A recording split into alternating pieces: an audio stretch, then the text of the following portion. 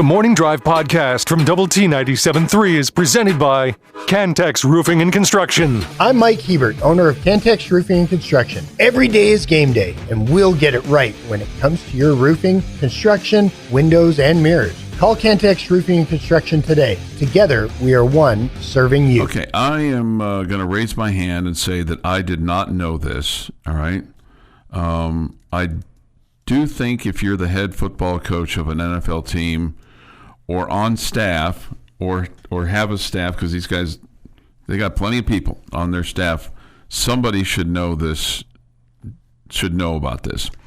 Normally we wouldn't talk on a Tuesday about the Tennessee Titans and the Denver Broncos, in which the Broncos won 20-12, okay? But something happened in that game, and the head coach for Tennessee, Brian Callahan, who, remember Bill Callahan, who coached at Nebraska, was the head coach at Nebraska? This is his son. Raiders, too? And the Raiders, yeah. And Bill Callahan is an offensive line coach on his son's staff. But he acknowledged that he didn't know this particular rule about what constitutes a catch. Late in the third quarter, the Broncos led 13-12. Cam Ward was looking downfield, finds a receiver on a sideline throw, falls out of bounds. As he lands with the ball, he caught it. The officials ruled it an incomplete pass. He did not have 2 feet in bounds, okay? Mm-hmm. He had an elbow that got in bounds, though. And according to the NFL rule book, a forward pass complete by the offense or intercepted by the defense in the field of play at the sideline or in the end zone, if a player who is in bounds secures control of the ball in his hands or arms prior to touching the ball and touches the ground in bounds with both feet or any part of his body other than his hands, it's a catch. Mm-hmm. So an elbow is equal to 2 feet. Yep. Okay? If you'd have asked me that, I think I would have said, oh, that's an incomplete pass. Just because you always hear you got to have 2 feet in bounds in the NFL, right? You always hear that. Now, I'm not the head coach of the Tennessee Titans. And most times when people are going out of bounds trying to make a catch, they're upright. Yes. Mm-hmm. So that is what, yes. I don't know if that it's in that voice, but that's definitely what you hear. I've also heard you run into that like when someone's diving for a catch. Yeah. In the middle of the field where and his elbow hits it, and that's where I've heard it probably 1,000 times, that one elbow is equal to 2 feet. Like as he hits, he's got the ball secured, his elbow hits, and that means he's down right there. I mean, I don't know that I could have told you that, but yes, I did know that. Okay. I think if somebody had put a gun to my head, I would have said, oh, no, you got to have 2 feet. I'd have been a dead man, if they'd have pulled the trigger. Well, I'm glad you're not. I am too. Nobody point a gun at Chuck's head today and ask him a football question. Got it. I mean, there are times. Must have talked about that when you were, asleep in the lazy boy there. What I was just gonna say is, I've never said that I listen intently to everything everybody says, and that I've sometimes been accused of not paying attention. You could have stopped it after listening. Yeah, right. And I may have fell asleep in my lazy boy last night and missed the 3 touchdowns by the Minnesota Vikings coming back, but I woke up for the last couple of minutes. I also fell asleep. I fell asleep in my bed and missed every point scored in the game.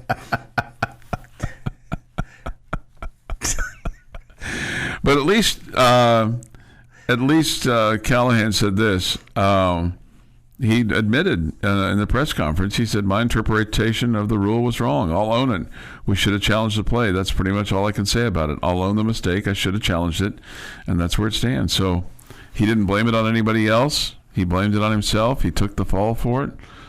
And yeah, I think coaches a lot of times, well, not a lot of times, but you hear it a decent amount, or a coach after a game, I should have challenged that. Or, I mean, Buffalo had one of those on Sunday night where there was a terrible spot by the officials on Josh Allen sliding. Yeah. That cost him a possession. Mm-hmm. And they definitely should have challenged the spot. And no question. Even the replay official that was on TV was saying they should have.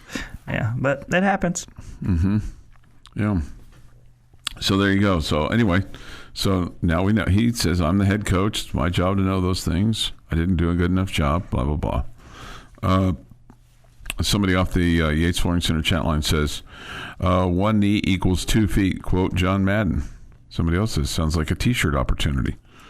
1 elbow equals 2 feet. I don't know how many people would buy that T-shirt. I'm guessing you would not buy that T-shirt. I would not. Yeah. No. No, but I bet probably wouldn't even wear it if it was given to me. I bet the Clint Scott T-shirt factory Yes, could put you a can get bunch them at of Clint them. Scott T-shirt stand. Yeah. Yeah, no question. How is Business. How is that? It's a booming business? Yes, absolutely. It feels like it's a failing business. It sounds like it. I mean, I don't know. That's only because you're not their sales rep. I mean, if you started selling them some advertising, then it would be a booming business. Yeah, right. Then it would be a booming business. You're exactly right. We'd have all kinds of things going on. I think his top sellers are the Chuck Heinz Rules of Life. Oh, yeah, okay. It's got all the rules on the back. Yeah, on the back. Oh, that would be Rule number 1, it's all about Chuck. Rule number 2, see rule number 1. Those are misapplied. Okay, misapplied. Somebody says this with regard to our opponent on Saturday: better not sleep on an 0-2 team. Are we due for a typical Tech performance on Saturday? Hope not. Yeah, hope not. Hope not a lot. I do. So you blow them out. Let's just say you blow them out by 30. Are we still going to be due for a typical Tech performance? Typical Tech performance so far this season is to beat down a team that you're way better than. That you should, right? You're way better than. So far this year, you've played 2 teams that you're way better than, and you made it look like you're way better than them. Yeah, no doubt.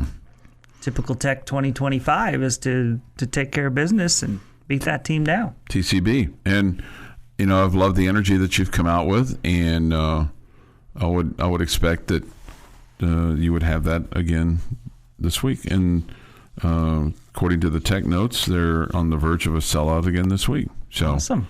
Yeah. As of yesterday, there were less than 500 single-game tickets available for the Oregon State game. So I would expect that would be a sellout at some point in time this week. It's a 2:30 kick on Saturday afternoon. I think the weather's going to be pretty good. I think it's a partly cloudy sky and about 90 or so. So shouldn't be too beastly hot, but it'll be a little warmer than what it was on Saturday, which felt like October on Saturday. Yeah, it was a little cool early. Mm-hmm. And then it warmed up. So there you go.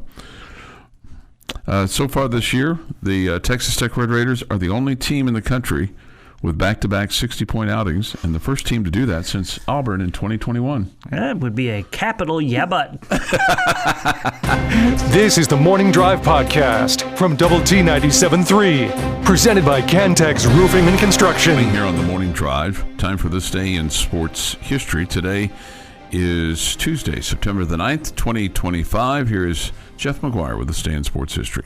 1936. New York Yankees beat the Cleveland Indians 12-9 at League Park to clinch the AL pennant on the earliest date in history. Wow. Got a lot of baseball left to be played to be clinching, yeah. 1965. Los Angeles Dodgers future baseball Hall of Fame pitcher Sandy Koufax throws his 4th career no-hitter and first perfect game in a 1-0 win over the Chicago Cubs at Dodger Stadium.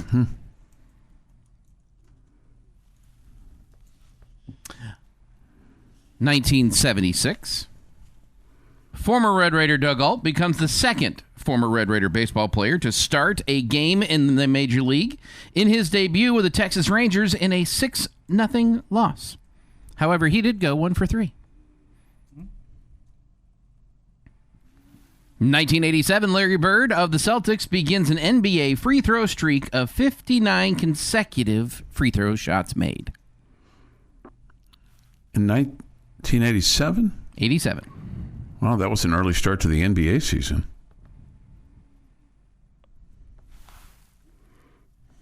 Yeah, I would agree. Strike? September? September? That's what I got here. Okay. 2006. Check the math on that.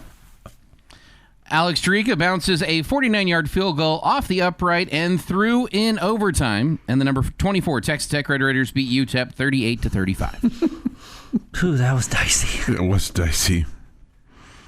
And wasn't that a Friday night game, or was it a Saturday night game? What year was that? 2006. 2006.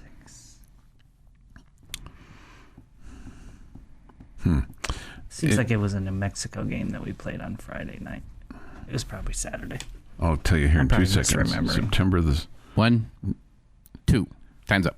Saturday. It was a Saturday. Saturday. There we go. Yeah. And in 2007, U.S. men's tennis, Switzerland's Roger Federer wins his 4th consecutive U.S. title, beats Novak Djokovic of Serbia 7-6, 7-6, 6-4. Now, guys, if we all can't get behind today's food, I'm not sure that we can be friends anymore. It is National I Love Food Day. Okay. Hunter Hargrove is 31. Adam Sandler, 59. Hugh Grant, 65. J.R. Smith is 40. Joe Theismann, 76. And Bob Stoops is 65. And on this day, 1942, Japanese float plane drops incendiary bombs on an Oregon state forest, the first air attack on the U.S. mainland in the war. Launching from a Japanese sub I-25, it piloted its light aircraft over the state of Oregon and firebombed Mount Emily, lighting the state forest on fire. The president immediately called for a news blackout for the sake of morale. No long-term damage was done, and eventually the pilot went home to train Navy pilots for the rest of the war. That is this day in sports history. All right, this day in sports history. 6:49 this morning here on the Morning Drive. Thoughts, comments, Yates Flooring Center chat line. Go to WT973.com for that of the mobile app. The Visual Edge IT hotline is open too at 806-771-0973. They made quick work of this. The Buffalo Bill fan, who I'm assuming he's a Buffalo Bill fan because he was wearing a Buffalo Bills. He was in their stadium. And seems like good odds. Yeah, seems like good odds. No, I bet he's a Steelers fan. Well, I mean, could have been another team's fan. This is the guy that struck Lamar Jackson and DeAndre Hopkins on the helmet in the head has been banned indefinitely from NFL stadiums. You might have seen some video of Lamar Jackson going after him. Well, this is after the loss and a group of players walking by the outside wall. No, it was during the game. Oh, it was in the third quarter. I'm sorry. Yeah, you're right. After one of their touchdowns. Yeah, I'm sorry. You're right. Yeah. I wouldn't say struck is the right word. I mean, he just kind of thumped him on top of the helmet. The guy deserved everything he got. Mm-hmm. I was totally fine with Lamar doing what he did. Mm-hmm. I was actually happy. Yeah. Like, that guy deserved it. Guy should be banned, all of the above. Yeah. Surprised Bills Mafia didn't take the guy out. I'm sure plenty of Bills fans were not happy. Yeah. Blow was strong enough that visibly moved his head back. Jackson then immediately dished back to the fan and shoved him in the stands. It's just pushed him back into his seat is really all he did. He could have done much worse to him. Yeah, he could. Yeah, could. Yeah. I mean, let's face it. Two-handed shove to his chest, which seems pretty nice, considering he's lucky he didn't grab him and pull him onto the field. Thumped him on top of the head. Yeah. He said after the game, Lamar did. He said, "I just forgot where I was for a little bit." You got to think in those situations. You got security out there. Let security handle it. Just let my emotion get the best of me. Hopefully, it won't happen again. I learned from that. I'm totally fine with what Lamar did. Yeah. So I don't think he needs to apologize. Yeah, but I mean, he's right. I mean, you don't know what somebody's. Yeah, I don't know what some crazy's going to do back to you. Yeah. So that's fair enough. Yeah, I think that's where he's coming from. Yeah, somebody puts hands on you, man. I don't care if they paid for their ticket. I don't care if they're in the crowd, whatever.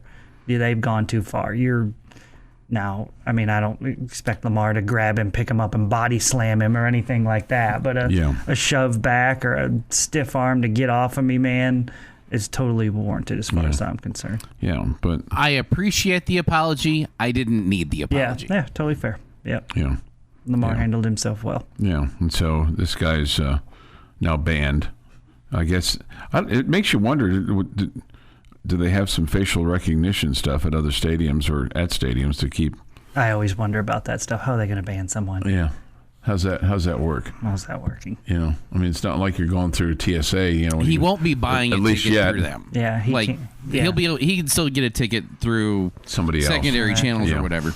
Yeah, or somebody else buy him the ticket, whatever. But And maybe that's how the ban works, is that someone else has to let him in, and then they could also get banned if something happens again. But I just think when teams do that, I don't know, it's more of a symbol of we're not going to allow this because it would just be so hard to. yeah, but this guy's going to be on TV enough in Buffalo that, you know, most of those, they might have a picture of him at the gate. Yeah, maybe so. I never Don't let saw. this guy- I never saw the guy's face, so I don't know. Don't let this guy just Yahoo in. No doubt. Okay. He's going to have to go speak to the Godfather. Yeah. Well, and it's just to the point that I always like to make every time you see an idiot fans. I think that we all think that Buffalo Bills fans are pretty good people or crazy fans, Yeah. excited. There's idiots everywhere. There are idiots everywhere. Yeah, no doubt. Unfortunately, even your favorite team, no matter what sport it Yes, is, absolutely. has them. Yep, Yeah. everybody has them. Yeah, there's always. And I'm sure at one point, I was one of those idiot fans.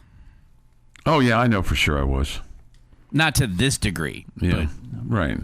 Saying stuff or things like that. Yeah, things that you probably wouldn't say today. I mean, I'm just an idiot in general at times, so I had to be an idiot fan at some point. I don't know about idiot. That might be taking it a skosh too far. I mean, and I certainly also, you know, kind of look at it and go, yeah, there's times when I've done things where maybe stupid or I regret, but idiot, that's. I don't know what the difference is, doing something stupid or doing something idiotic. I mean, they feel pretty similar. Just feels like idiot is like a bit too much, but you know, who knows? This is the Morning Drive Podcast from Double T 97.3, presented by Cantex Roofing and Construction. Don't get many of these, so I feel like I should be compelled to read it. From Cactus on the Brazos. Chuck is actually right. It kind of feels like Bluto's right. A little disjointed, but Bluto's right. Chuck is actually right. It is usually Co when it is a tech player. I've noticed this for years now. Absolutely stupid. Make it one player for the week. This is football. We don't need participation trophies. Yeah. So, I mean, I don't. I'd have to go back and look, right, do the research. I'm not doubting you that they've been a bunch. I don't know. I don't think that people notice.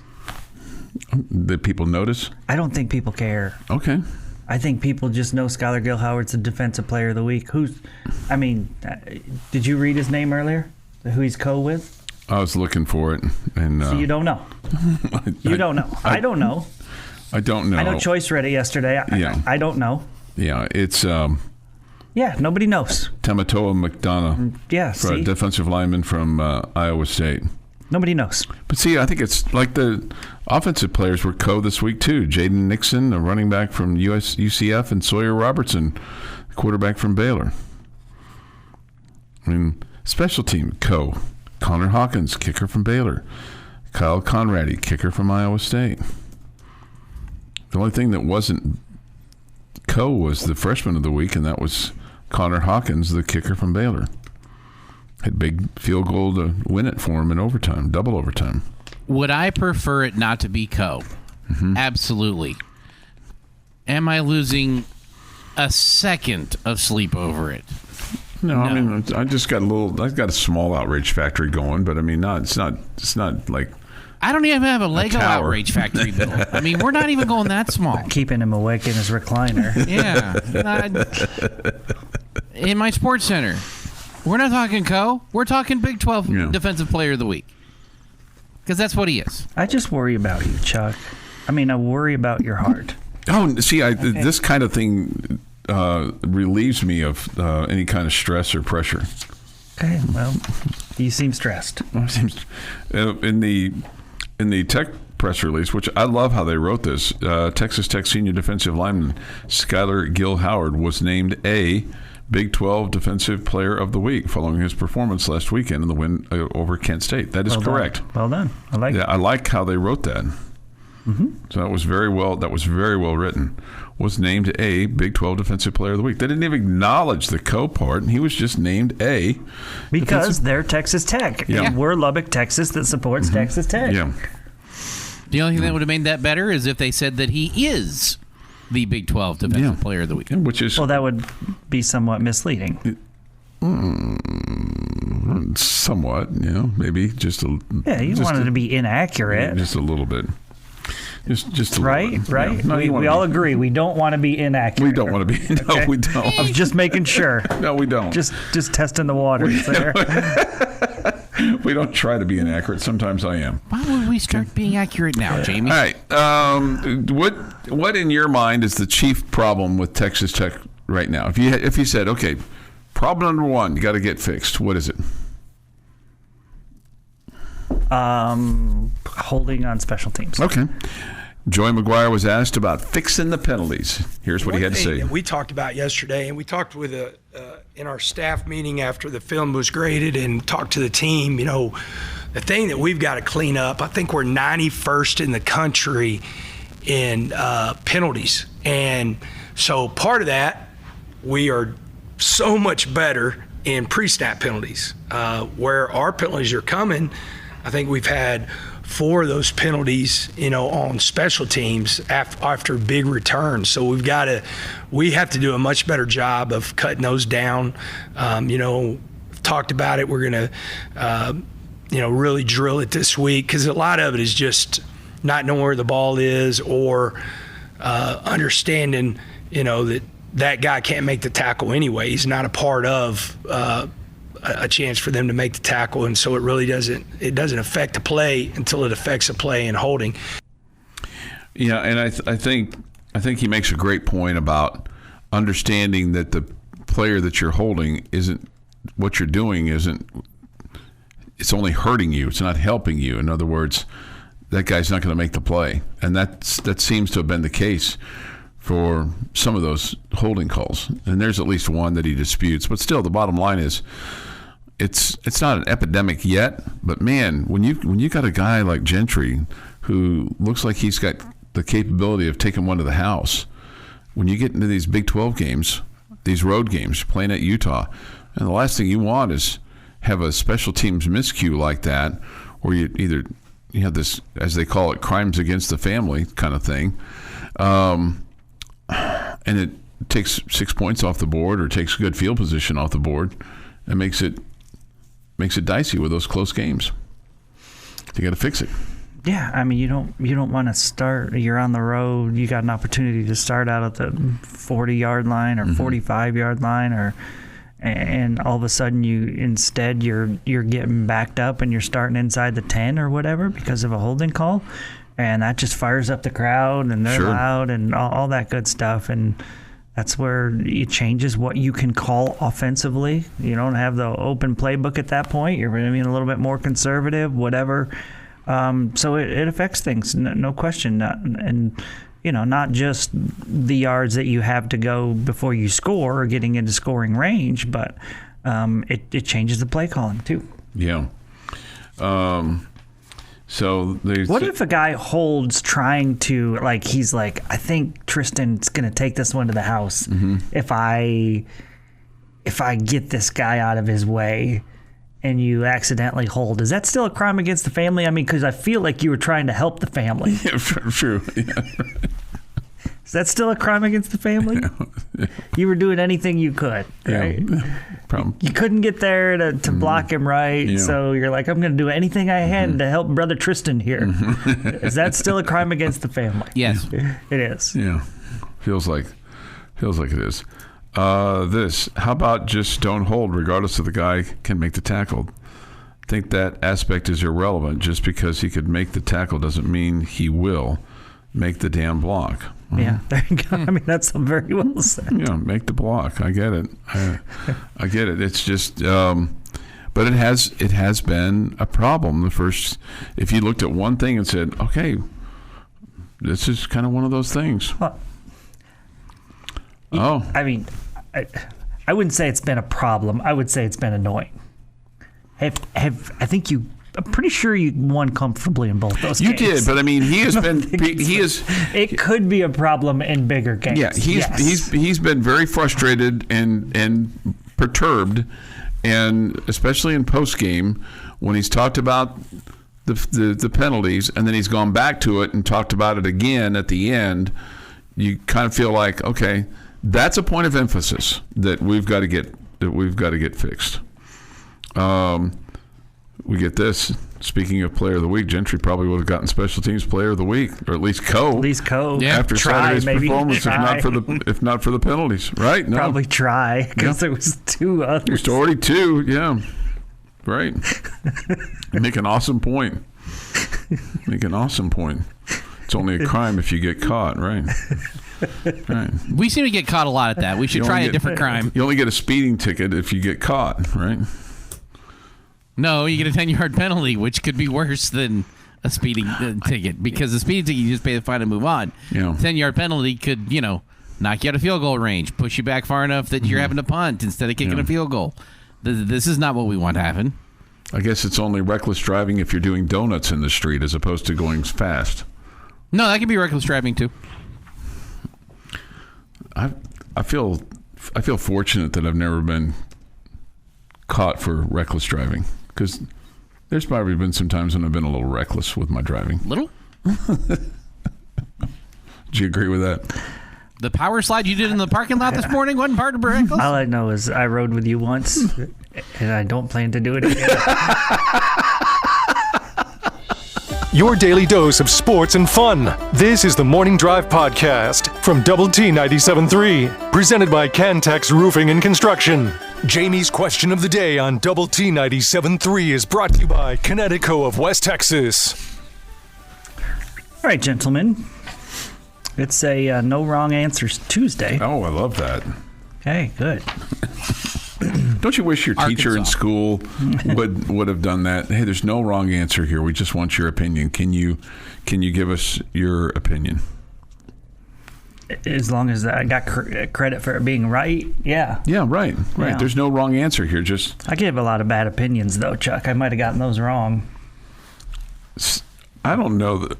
I mean, I give opinions. I think they're all sometimes well thought out. They're sometimes maybe a little flawed in terms of the thinking, and I don't always get 100% agreement. But I feel like that they're sound. They're sound.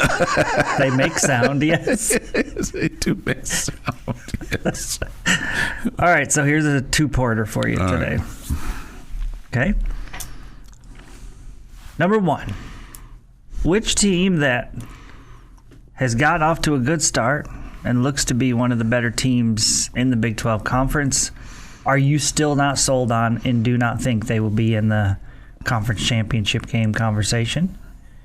And which team that maybe has not gotten off to a great start and you feel like maybe most Big 12 fans have kind of given up on them, but you still think they're going to find themselves in the mix or at least challenging for the title game? Okay. Despite the fact that they lost to Army, despite the fact that they lost to Iowa State, and despite the fact that they're at the bottom of the conference right now in record at 1-2, the Wicked Witch ain't dead yet, okay? And that means that K-State still can be a thorn in your side and can be that big toe that you stub yourself on that. You know, that your big toe could stub yourself on K-State and they could still be a problem.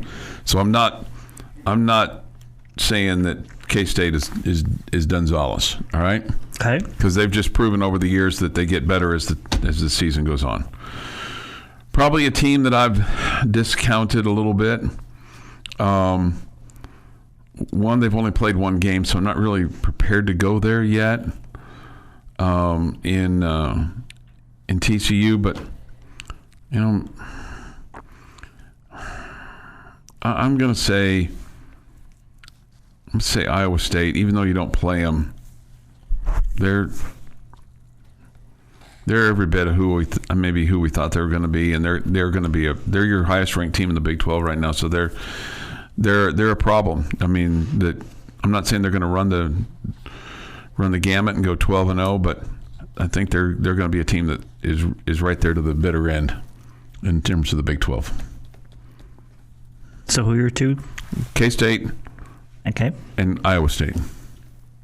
Okay.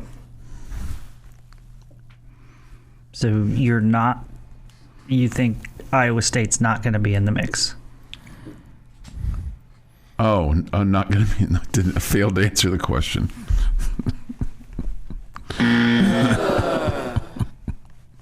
That's terrible. That's just terrible.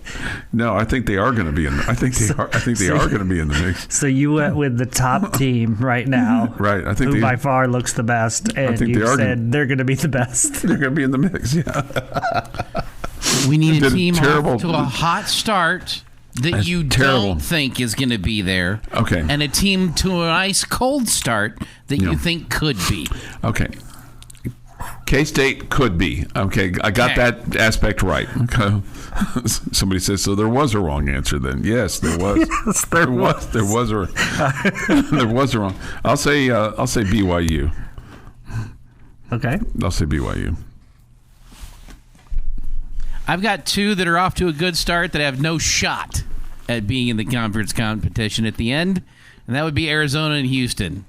And they're off to a good start, but nobody is believing that they're in them. They're off to a good start. All right, I'll let you.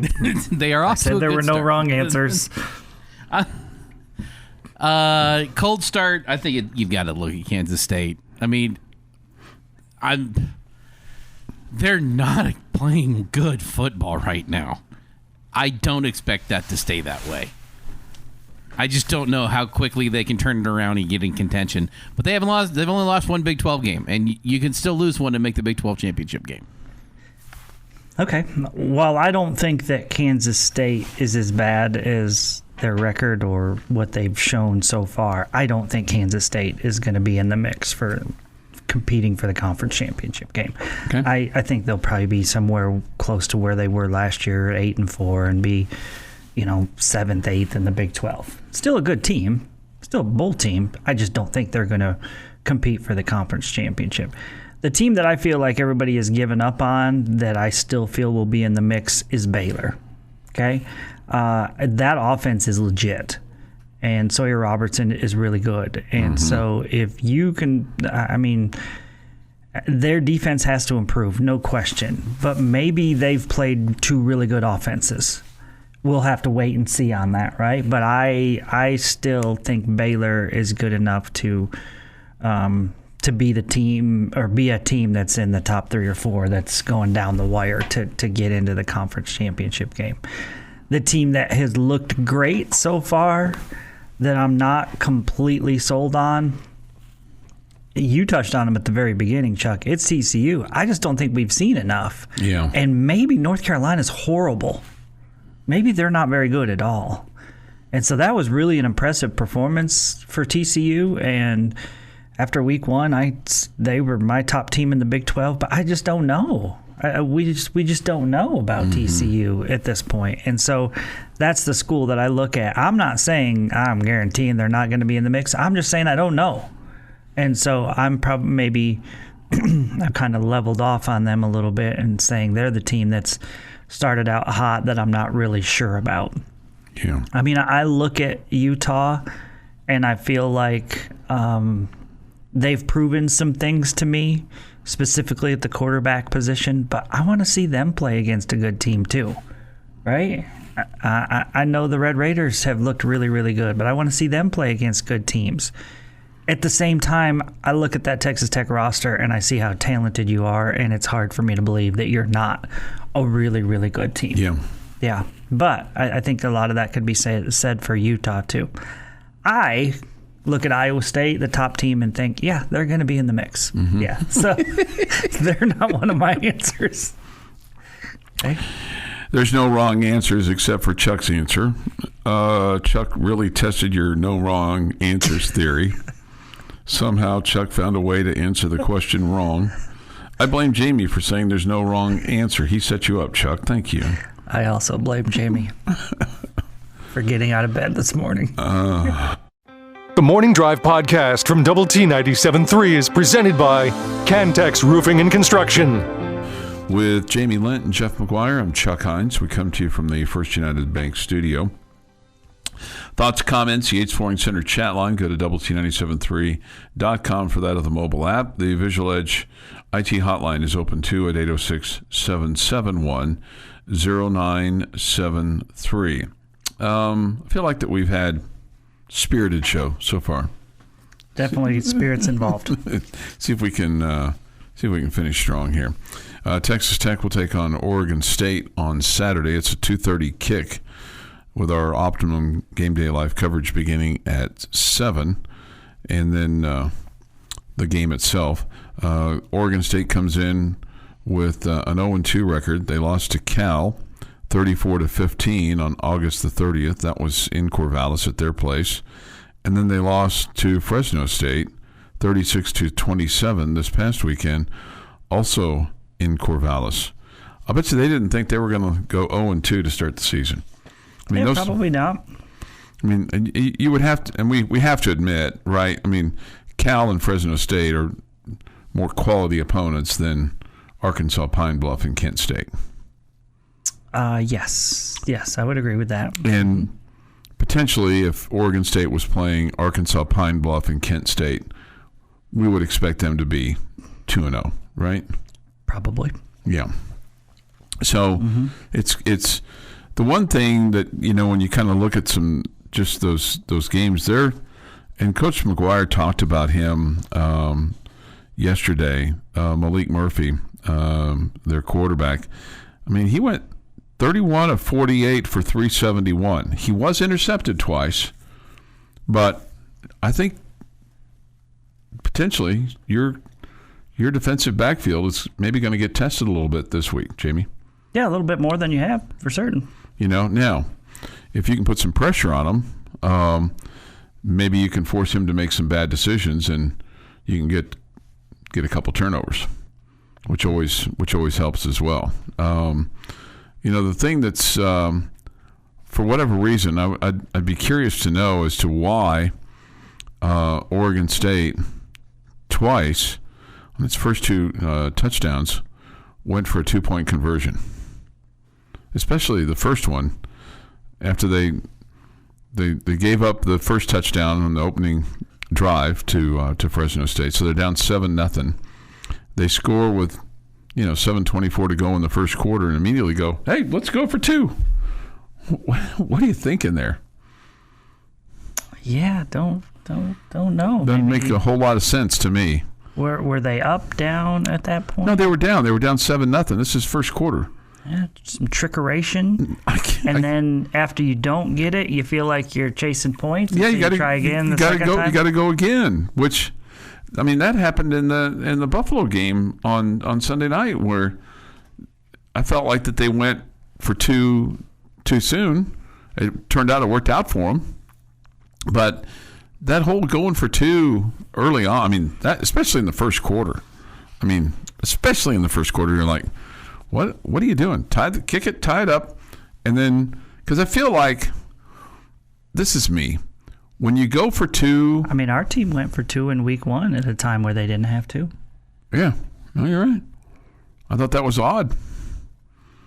I mean, are you just trying to show somebody something? I mean, I think there's that. Maybe you're working on something, but you're also making your opponents work on something. Mm-hmm. Kind of for the future, going, look at this. Spend some time working on that instead of spending time working on what we actually do. Yeah, right. Well, it's a wrinkle, right? Mm-hmm. It's a wrinkle. But but then they then they go for 2 again after they score their second touchdown. PAT, the rush fails. Okay, and I don't know. It just seems odd. There's an element of surprise with it that every once in a while you pull out that you think, maybe it can help you steal a point. Mm-hmm. I don't hate it. I mean, I don't want you to do it every game, but we talked about the game last night where you had or if you see something on film with your opponent that they don't, that they're not, focused on that, and you feel like you'd have an advantage there, and you could surprise them, kind of a deal. Yeah. Like last night, the Vikings scored 21 points in the fourth quarter, which in the NFL, I thought that's a big number without, pick sixes and things like that. But in this particular game, Fresno State, they had a field goal early in the fourth. They had another field goal. Then they had another field goal. They had 3 field goals, and then they had an interception return for a touchdown. So, all Oregon State got in the fourth quarter was a 34-yard touchdown pass, and the PAT pass failed. So 3 times they go for 4 times. 4 times they go for 2, and they miss out. So even if they had gotten all 4 of those, they still would have lost by a point, 36-35. Mm-hmm. How about just kick the thing through the pipes? Because I feel like that when you miss like that you like you have a little letdown, a little air goes out of the tire. It just depends. Well, every once in a while you got to take risks. If you, like I said, you feel like you've seen something, or you feel like, hey, this could help us down the road. Mm-hmm. The element of surprise is something that you do. And there's also the concept that sometimes being down by 6 is worse than being down by 7.